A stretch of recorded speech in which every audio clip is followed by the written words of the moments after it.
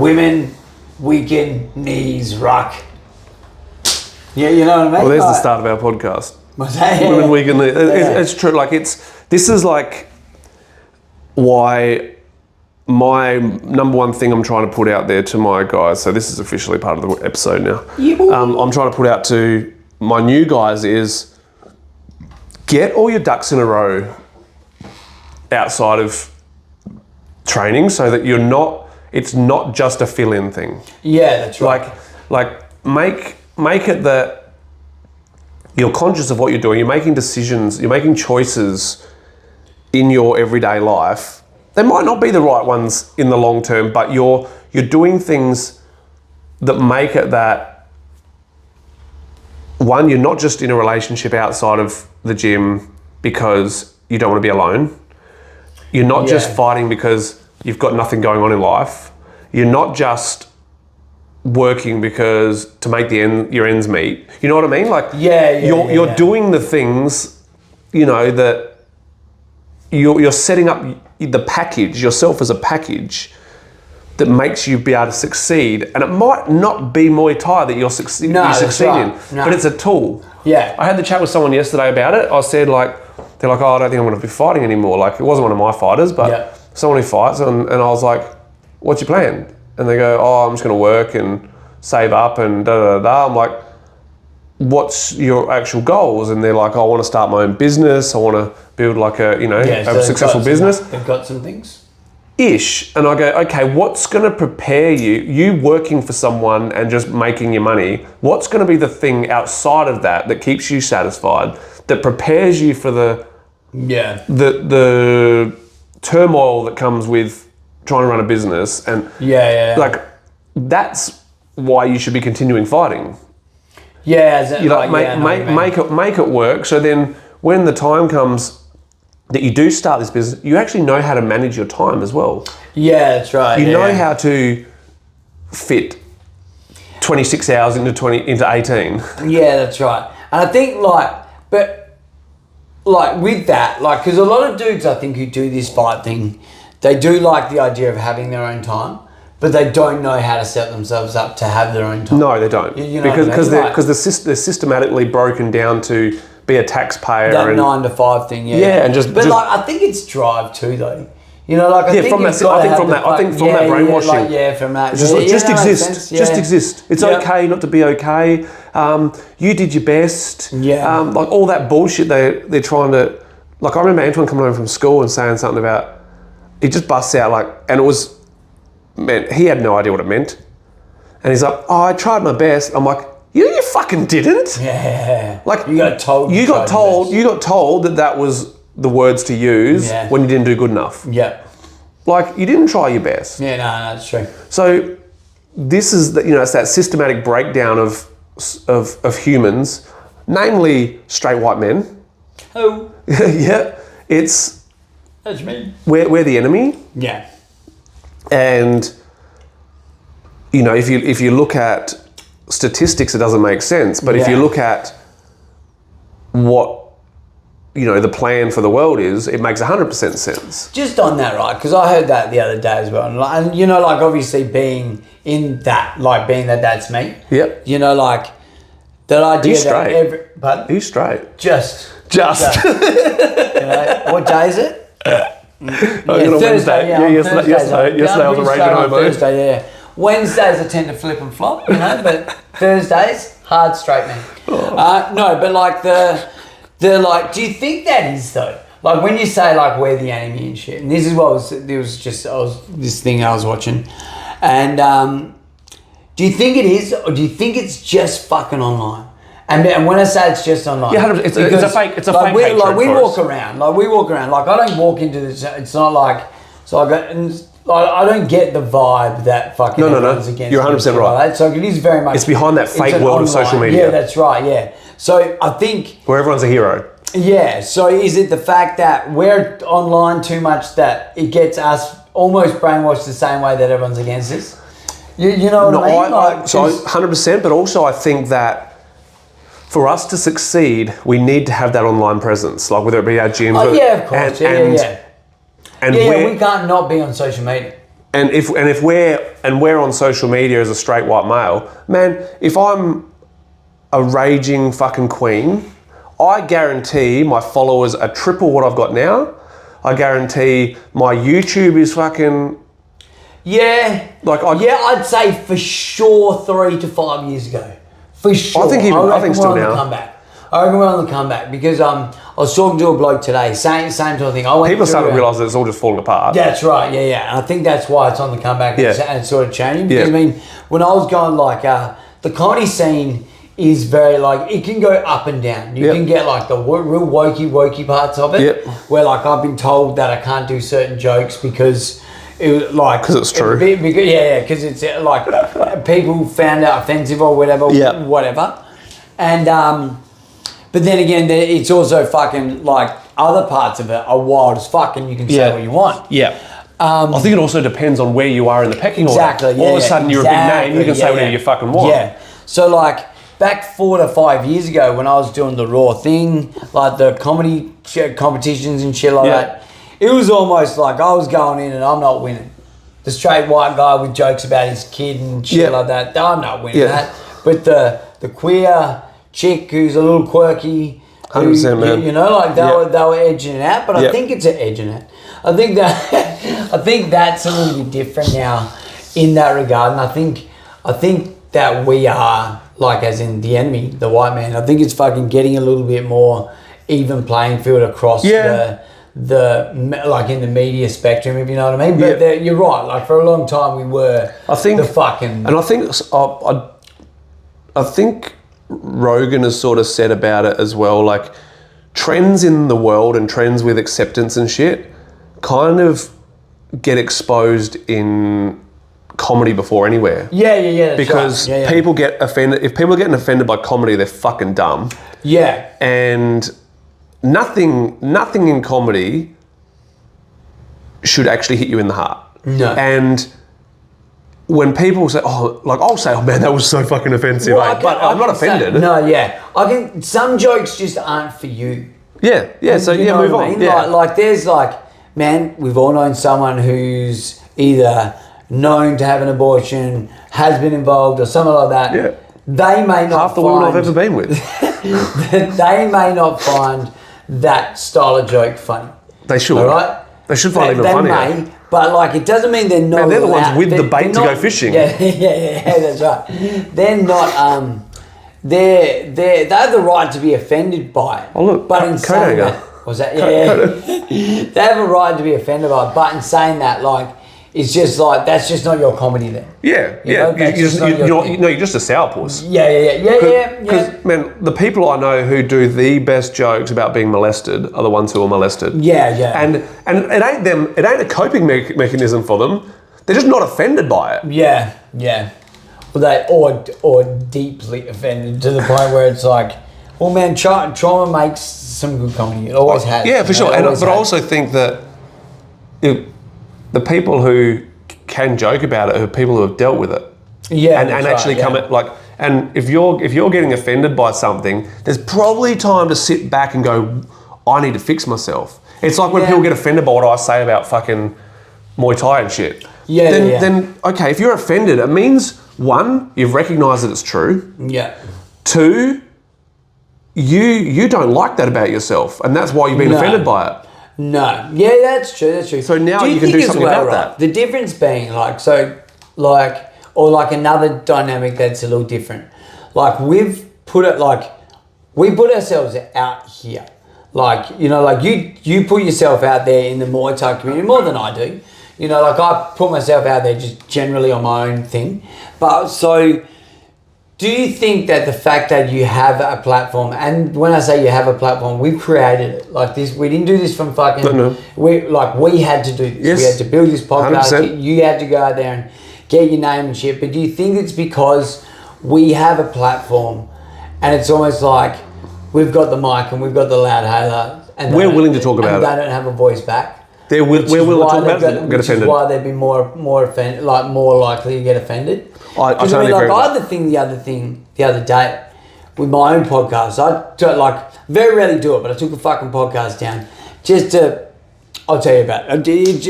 I took a podcast down, and changed the wording on some things, and I just re-released it, right? To appease the butthurt of someone that could have been someone else, right? Yeah. And the only reason why I did is because I thought, like, if it gets around and it causes a kerfuffle in a relationship, because not everyone listens to what we say. They hear what other people say we say. Yes.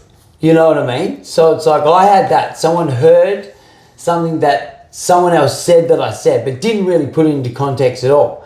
And I was like, fuck this. And I mean, like... Did you listen to the podcast? No, you didn't. Shut the fuck up. And they probably didn't, right? No. And they probably didn't. Nor do I care. But I was like, okay, fucking to cause less drama for my own bullshit. And I don't think I fucking appease the other ones, because I'll re-release it in 2 weeks' time. Yeah. I'll just put it back in its order and it'll just fucking be there. So, yeah. But just because it was brought up, I'm like, okay, I don't need the heat for this bullshit now. I don't need any bullshit. Yeah. Not that there even was. I used to, the first time it ever happened with me where everyone started fucking, that was the last time that I actually gave a fuck and actually worried about it anymore. It usually is. And then it was like, then I didn't do anything about it. Yeah. And man, even that video I did where I was just talking shit in the corner and calling fucking Seth autistic and whatever and whatever. Like, I got told by some Muay Thai Australia people that I should probably take it down.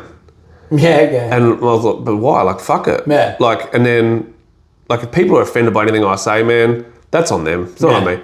And then YouTube took it down anyway. Yeah. But it's, why should I not be able to just say whatever the fuck I want, whenever the fuck I want? Like, why can I not call my friend Seth, who's my fighter, why can I not call him a retard? Yeah. When he comes back and goes, oh, that was pretty retarded.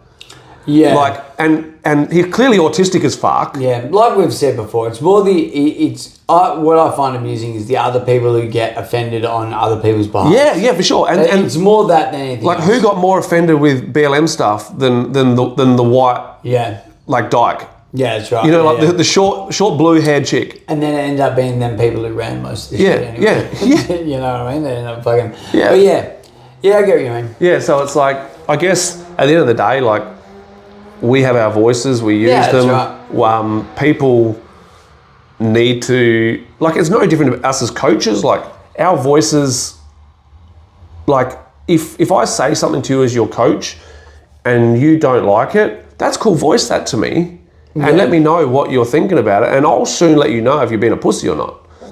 And you have every right to question me about what I've said and why I've said it. Yeah.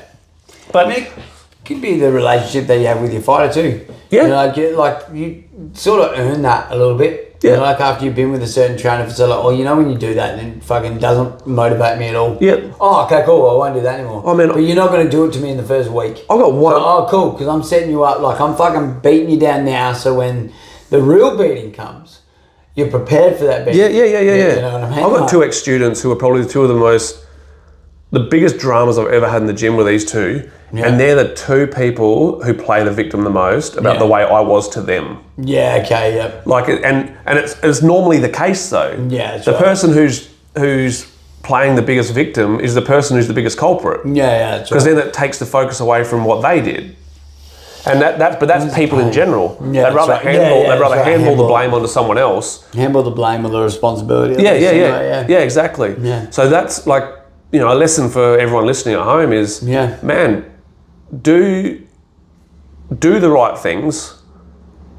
If you feel like something hits you in the heart, something that's been said, maybe stop and have a look at what you're doing. If you believe in what you're doing and you have no qualms of it, cool. Get on with life. Don't inbox me and go, oh, was this about me?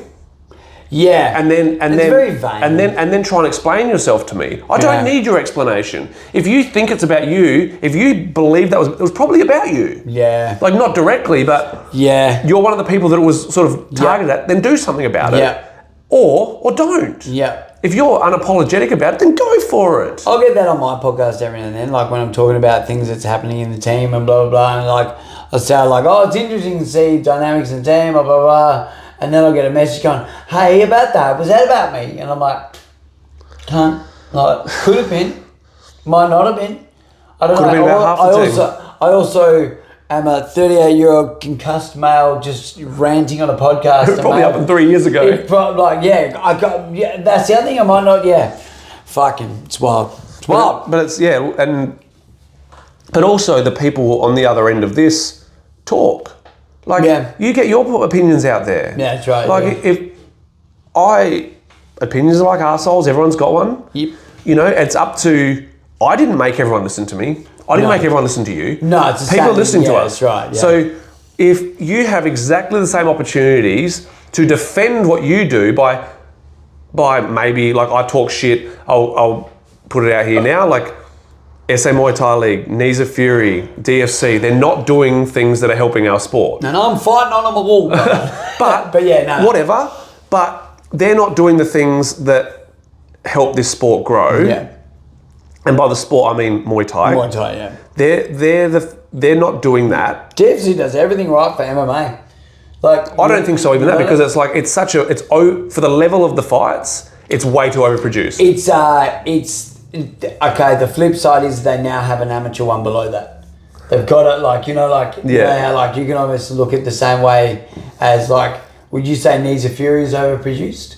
Absolutely. It's the same level as DFC. Yeah, exactly. Yeah. So I suppose if you can... You might have one big main event and everything else is shit. Yeah, that's right. So if you can compare the two, like how Knees of Fury has its, whatever you want to say, it's SA Muay Thai League's the feeder. It could be the feeder they're on the same pathway. They've got the same sort of feeder for DFC now. Yeah. So they're on the, like they are the best of what they've got for what they've got. I think that's like, it's similar to Adelaide where... When Eternal comes here, Eternal takes a cake. Yes, like, for sure. Wise. And that's the thing, we actually have the right option here. We have Pride.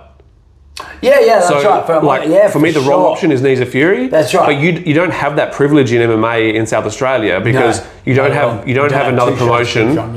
You have one show that's putting spray painting a turd. Yeah. So I suppose that's what I mean by they're doing the right thing. There's something here for them. They're taking advantage of how shit the situation is. Better them than no one. Better someone than no one. So better an option. I disagree with that somewhat in the fact that if you don't have the high quality fights, don't put on a high quality show.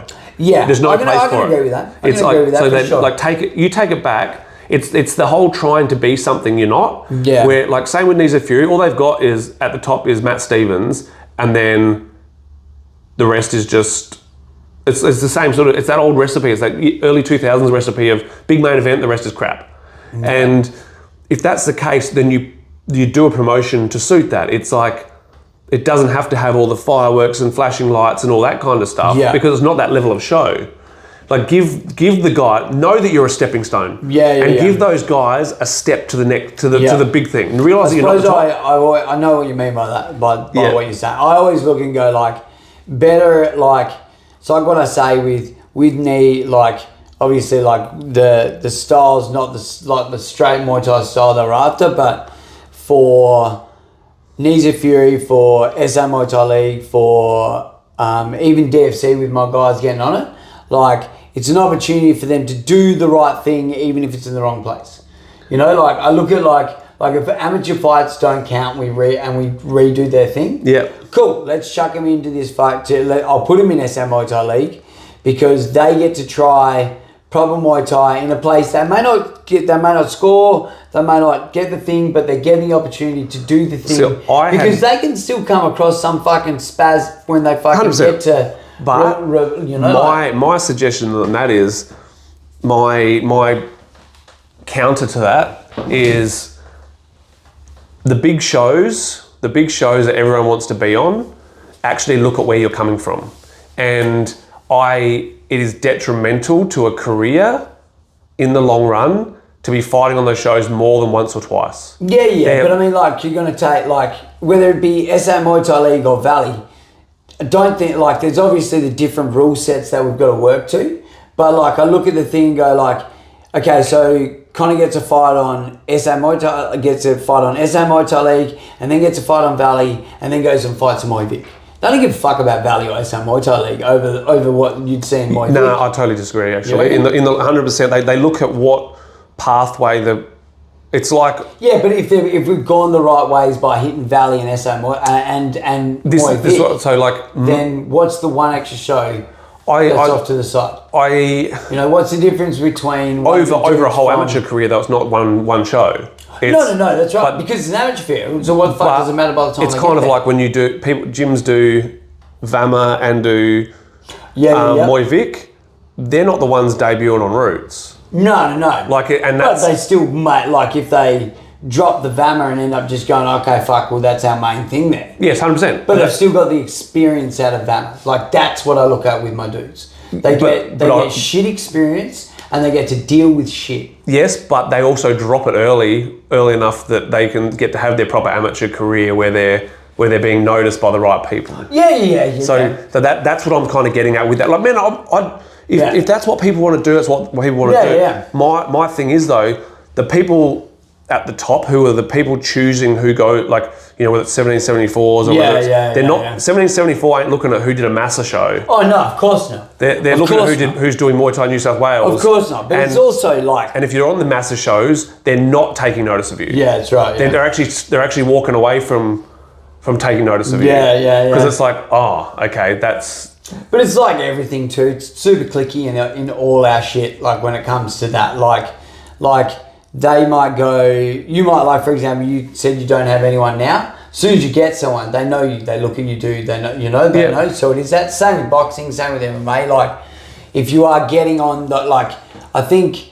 I suppose thinking about it now, the extra thing you need to do is when you're on the shows where they're looking at you got to be doing the right shit. Yeah. Yeah, that sort of shit as well. Yeah, for sure. But yeah. And in the early, it's like a lot of gyms in New South Wales.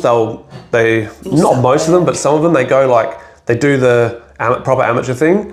Then they might do 1 or 2 max like Massa shows to fight like as like a B class thing. Yep. It's like, oh, okay, yeah. No one's.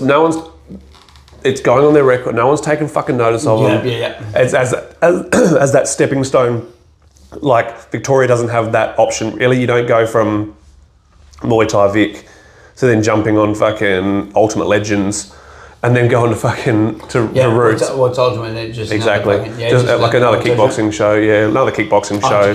Or the Stan the Man show, Stan the Man's Brothers show, that Iron Lion or whatever it's called. That's another one, It's like, no, people aren't looking at that show to see who they're going to have on there. No. It's where you go to be anonymous. Yeah. So it's journeyman places. Yeah. So like a lot of those places are, Yeah, so it's kind of like my big thing is I also want to be supported. I want to be putting my focus into the shows doing the right thing.